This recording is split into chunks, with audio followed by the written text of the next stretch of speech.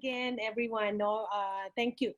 So this is a very short training for building your customer base, because I know some of you have already customers. Okay, so this is applicable online and then offline also. Pero very basic lang din siya, because I do understand that in one of your trainings, in one of your courses, Eugene Sugian will be handling a digital on how to have your customer in the online. No? So this one is very applicable, very basic lang itong sa akin. Okay, so start na ako. The art of building your customer base. Okay, so let's define first, what is selling?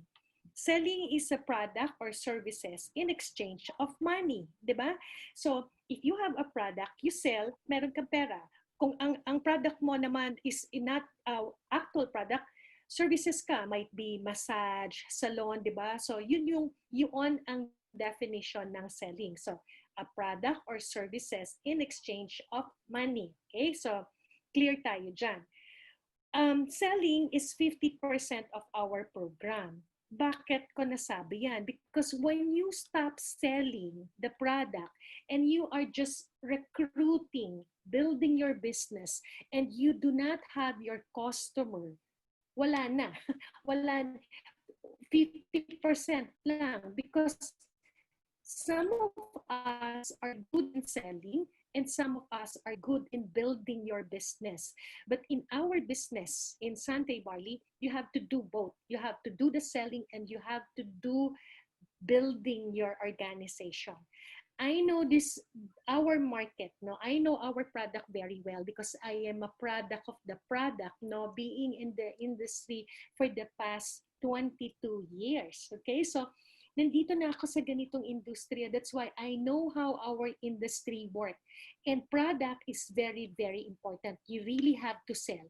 Yung iba sasabihin nila, I don't like selling, but you have to sell. Because if you are selling or you are just recruiting, selling is only 50% of our program. So you have to do both, okay? Selling is introducing my products. Because when you introduce your products, you are sharing it already. You are partly selling it. Diba? So, sometimes people will ask you, Uy, ano yung ginagamit mo? What are you using? No? So, you tell them, oh, I'm using barley juice every day. So, you are not selling that time, but you are just introducing your product. You are sharing your product. So, when you introduce your product, that is already selling, okay? So you have to introduce your product, okay? So when you introduce your product, again, you are partly selling it already. Selling is making an impact. Bakit? Ba't ko nasabi yan? Because when you are selling a product that makes one person well, diba, you already have made that impact to that person. Somebody inquired, tapos yung person na pala na yun na nag-inquire sa'yo has a terrible illness, or not necessarily severe or stage 3 for cancer, but if you were able to help that person, you are able to make an impact already. So importante talaga ang selling, because selling is making an impact. Selling can establish a stable source of income. This is very true, especially now. Kasi kung hindi ka you do not like to sell, paano ka makakakuha ng income mo? Sabihin mo, I cannot recruit. I don't know how to recruit. That's why this training is really very important. Good for you, good for the group, because you have a series of training na very suitable at kailangan ng bawat isa. Okay. Some of you might be good in recruiting, some of you might be good in selling, but if you are going to sell, it can establish a stable source of income. Yung panggalaw, di ba? So, wala kang pera, you want something, money, di ba? Ano ka lang, magbenta ka lang, di ba? So, how much is the barley? I mean, the juice. If it's 1,950 suggested retail price, tapos distributor ka, you're selling it from 1,365, I mean, tama, 1,365, you have 585 in one box. Easily sell 10 of those boxes, you have 5,850 already. 1-2 days lang, 'di ba? So you really have to sell because dito mo makukuha yung panggalaw mo. No? So pwedeng gamitin mo siya sa pambayad mo ng bills. You can use it for your cell phone loads, for your grocery. So selling can establish a stable source of income. Selling is a step towards sponsoring, 'di ba? So minsan nabentahan mo lang siya ng isang product, not realizing he wants to join and do the business as well. Because sometimes naisip mo lang, bebentahan ko lang to ng produkto. Pero if you are just selling to this person and not introducing the business, 'di ba? So yung time na binibenta mo yung mga products na yan, it's a step towards sponsoring. That's why very very important ng selling. Okay. So how do you sell? This is another topic. So you prepare to sell. Okay? This is very important. You have to use your product first before selling to others. Develop your belief. Ang dami kong kilala na distributors mismo do not even use the product. They do not even use the toothpaste. They do not even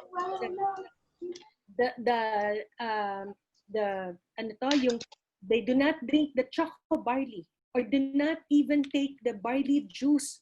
You have to use your product first. Dapat ikaw, be a product of the product. How can you share something kung hindi mo pa siya mismo na natitikman? Di ba ang pagkain?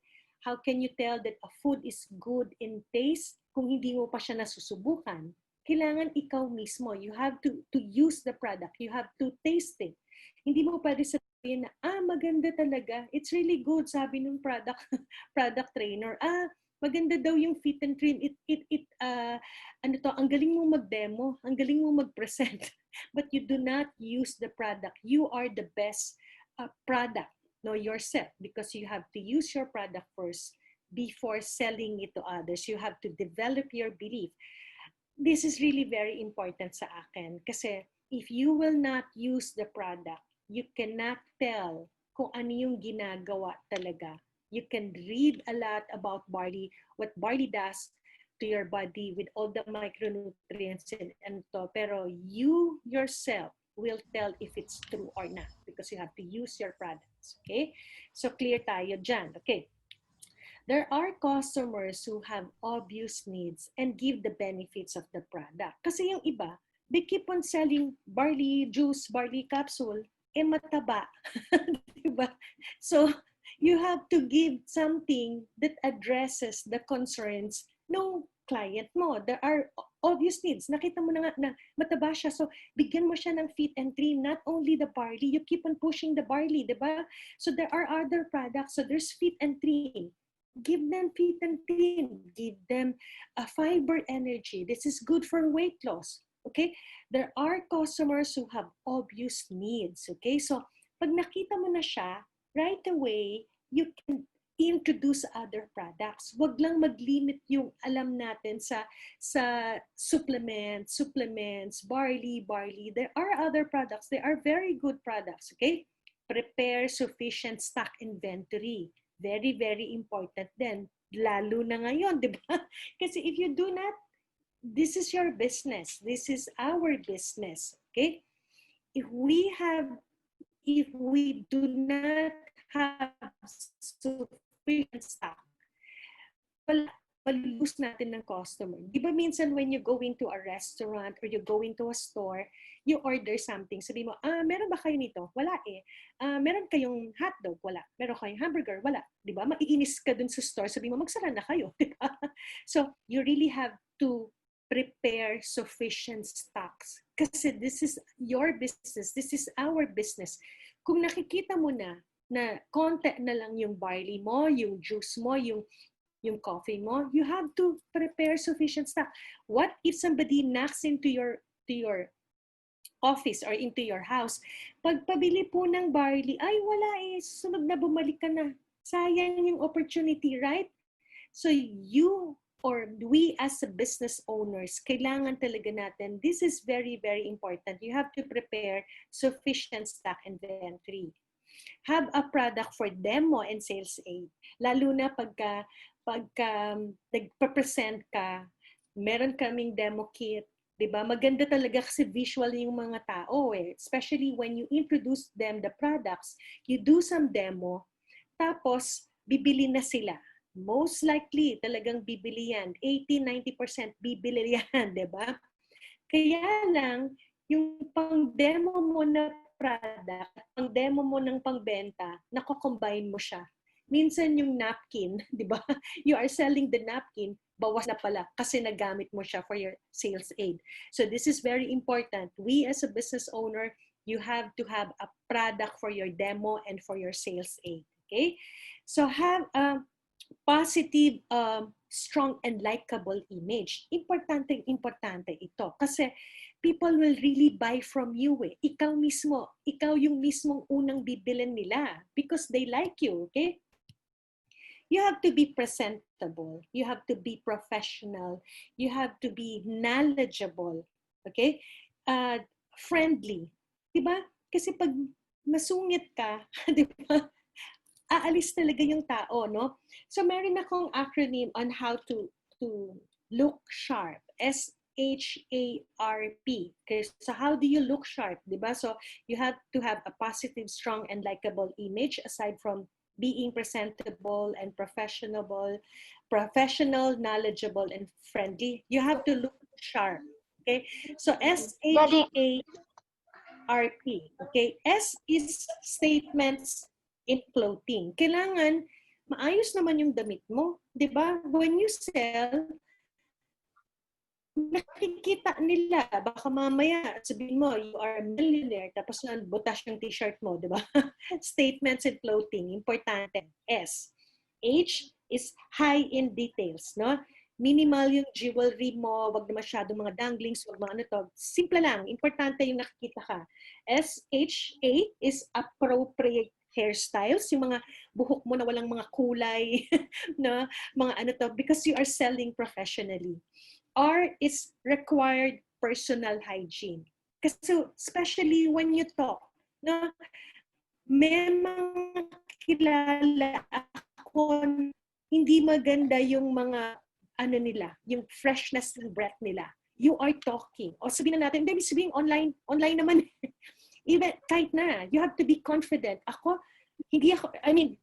Pagharap ko na sa tao, kailangan naka-brush na yung teeth mo. You open your mouth. So you have hygiene, importante. Yung nails ninyo, yung cleanliness. Sometimes these are just basic, but we tend to forget the basic. So S is for statements and clothing. H is high in details. Ibig sabihin yung mga appropriate hairstyles.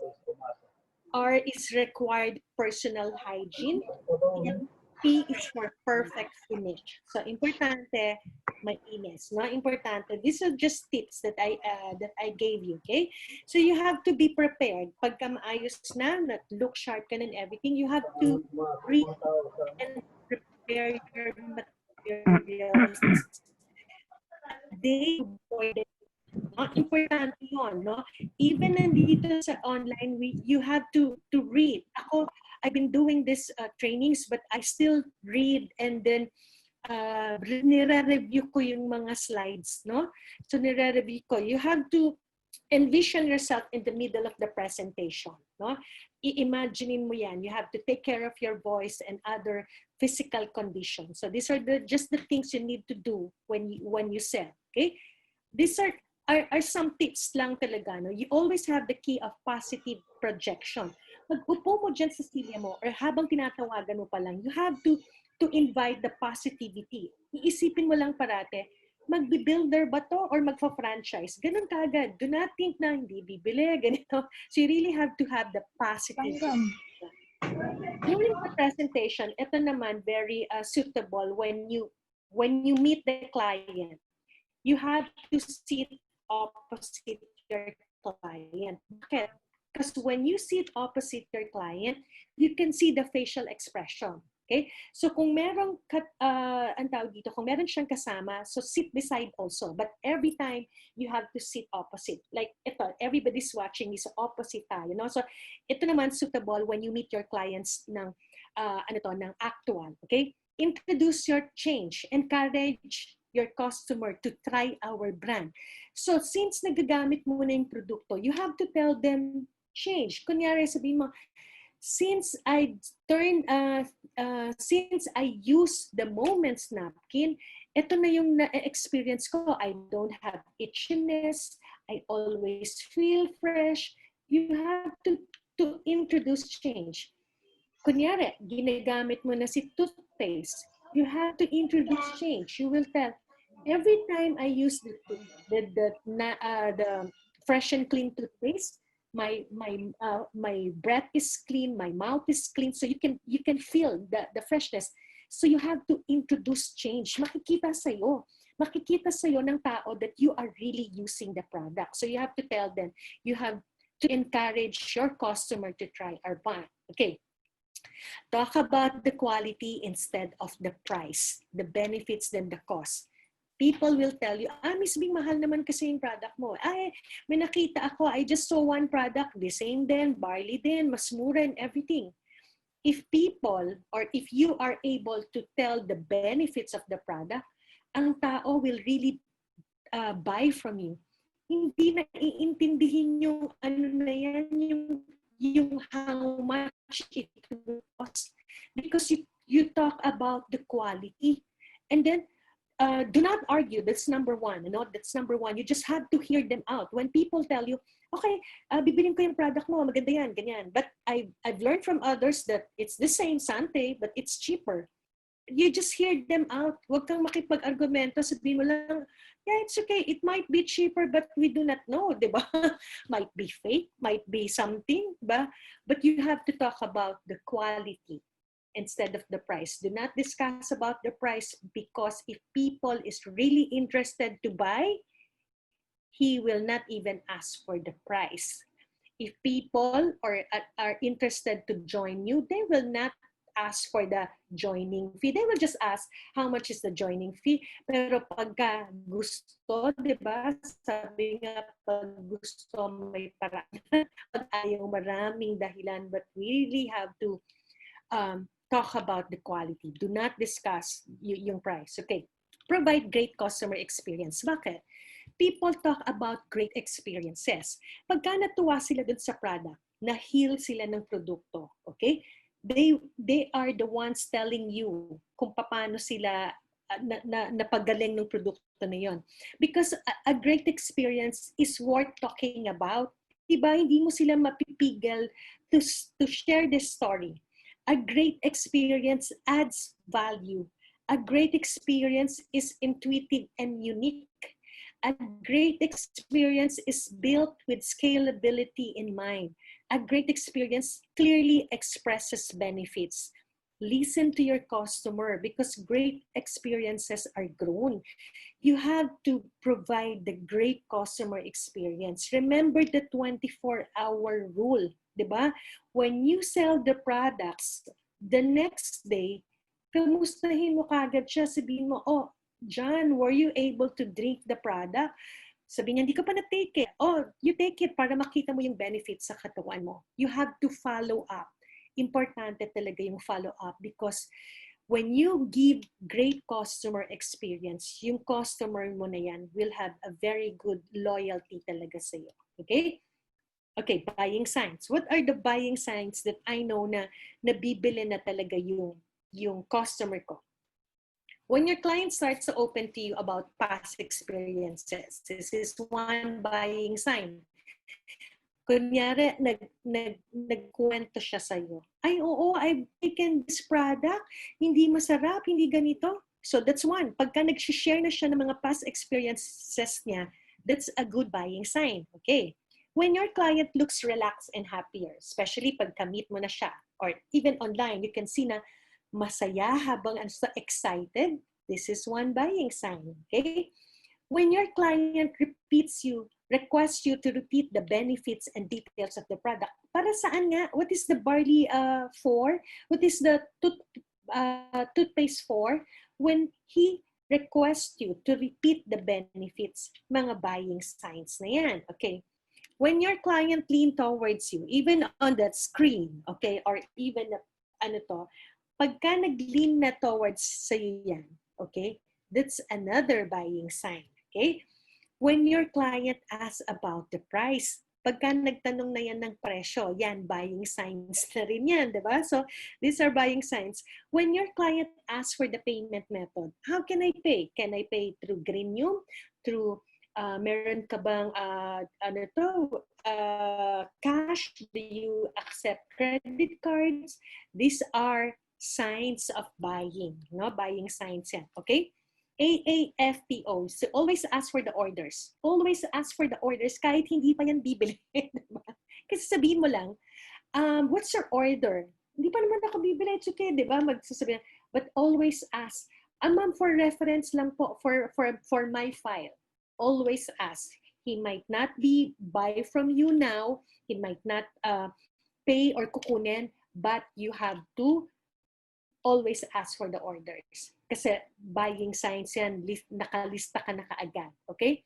Be a master closer. Huwag kang papayag nang hindi ka nakabenta kahit isa, di ba? Kasi you've been explaining, you've been so kailangan ma-master mo yan. Talk from the heart because the heart is always you have connection. People do not care on how much you know, but how much you care for them. Pag nararamdaman ng tao na you are willing to help them in terms of their health and in terms of the business, they will really get into you. No? Business, be a master closer. Customer care. Okay, so kailangan yan. Sinasabi ko nga, follow up. Maintain communication. Hindi yung nagbenta ka, and then the next day, you are going to look for other customer. You have to follow them up. 24-hour rule. 8 o'clock mo siya binenta. Huwag dadating yung 8 o'clock bukas na hindi mo pa siya na-follow up. Importante yung follow up. This is really very important. Monitor also. You have to monitor the customer experience. Ma'am, ano pong na-experience nyo dun sa product? Customer loyalty, you have to monitor. Loyal pa ba to sa'yo? Sa'yo pa ba yan bumibili? And you have to monitor your customer satisfaction. In fact, I have a tip. Okay? So, pwede gawin mo, meron kang, an index card. Okay? So, you put there the names ng mga customer mo, lahat. Customer mo. Tapos, lagay mo yung date. Lagay mo yung mga binibili nila. Ito. Si John Espanyol, bumili ng franchise siya. So may stocks na siya, no? So you have to follow them up. You have to follow all your customers, no? All your customers. Kasi pagka nag-member na sila, you have to follow them up with the trainings naman, 'di ba? So you have to monitor. Ano bang na-experience ni John tungkol dun sa toothpaste? Ito ba, bumibili pa ba sa akin si John o pumunta na sa ibang na mga customer ko na wala? Okay? You have to monitor their satisfaction. No? So, importante, this one. You can also give them some thank you notes. No? This is one example of the thank you notes. Thank you for purchasing products from me. You just added the level of encouragement to go on with my business. Pagka nagbigay ka ng product, na-deliver mo na siya, lagyan mo naman ng konting note. Thank you. Hi. Keep safe. Ganun lang. No? So, maganda yung mga special notes na yun. Kasi pag nababasa nila yan, mas nafe-feel nila na binibigyan mo sila ng importance. And yung level ng encouragement mo, tumataas talaga. Because others feel na talagang inaalagaan mo sila. Importante, customer care pa rin. Okay, this is another topic, the selling fundamentals, no? This is very important. This is the oldest and truest policy. People buy from people they know, like, and trust. Totoo, diba? Kasi if people know you, they like you, they trust you, people will buy from you. Kasi, di ba, kunyari, you go into a shop, pagka yung seller or yung tindera masungit, umaalis ka, kahit gusto mo pa yung products na yun, umaalis ka, sabi mo, sungit naman ito. So you, first, minsan naman, bibili ka ng produkto, hindi ka nga bibili, napabili ka. Bakit? Kasi yung tindera, very pleasing. In-assist ka, very nito. So people buy from people they know, like, and trust. Kilala ka nila, alam nila that you are good-hearted, no? So people will really buy from you na kahit anong ibenta mo, kahit anong ibenta mo produkto, remember, pag pinatrust mo yung tao na yan, it's very true, they always buy from you. Okay? This is very important then. Maintain 20 customers or more if offline ka, and 50 customers if online. Questions: how many of you are really selling the products and maintaining 50 customers in 1 month? Diba? So, yung iba kasi, they just love, and then nag-member na, Miss Bing, oh, it's okay, mas lalong maganda, nag-member na sila, diba? Kasi ibibuild na nila yung negosyo. Remember, you have to have 50 customers or more kasi marami kang makukuhang retail, yung business mod will really grow. Okay? This is just facts again. Emotionally engaged customers are 300% more likely to recommend you. Diba? Minsan tatawag na lang yung iba sa inyo, then they will ask, somebody referred you to me kasi kasi maayos, diba? Inire-refer mo kasi maayos ka. So, if they are engaged yung mga customers na yan, 300%. I-recommend ka niyan. Hindi yan pupunta sa iba. Emotionally engaged customers are 300% more likely to become a repeat customer. These are just studies, no? 300%. Bibili yan sa'yo kahit na nag-o-offer pa ng iba ng mga freebies or whatever iba. Pagka loyal siya sa'yo, more likely to become a repeat customer, 300%. These are just studies, no? 44% are less likely to shop around, no? Hindi na yan hahanap pa ng iba because they are emotionally engaged customers, okay? New customers from repeat customers. Importante, you ask for referral. Importante yan. Yung customers mo mismo, hanahanap ka sa kanya ng customers din sa ilalim. You ask them, baka meron kang marirefer sa akin that is interested with the products, with the business. Referral is very, very important. Okay? Another, you have to deliver on time talaga. Can be personal. If you cannot deliver, at least update them. No, hindi yung magagalit yung tao talaga. Even you, if you want to buy products, tapos hindi naman na-deliver sa'yo or na-delay, you just have to update them. Diba? Madidelay lang po kasi ganito. You have to update. Importante yun. No? So, if you tell them that the products will come by 5 o'clock, make sure you are there. Okay? So, if you say tomorrow, Saturday, Sunday, deliver 1 o'clock, you tell them you have to deliver on time. Very important. Now, if you cannot do it, at least update them, no? Update them, okay? New customers from repeat customers, no? Okay? Okay, so that's it.